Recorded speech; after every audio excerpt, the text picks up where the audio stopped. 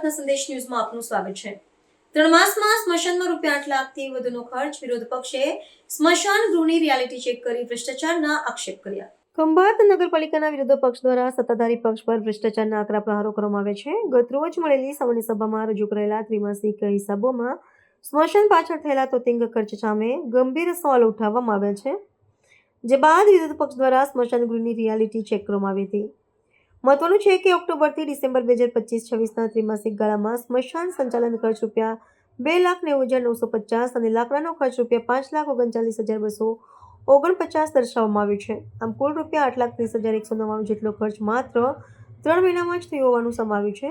જોકે વિરોધ પક્ષની રિયાલિટી ચેકમાં સુધારનો અભાવ હોવાનું સમાવ્યું છે।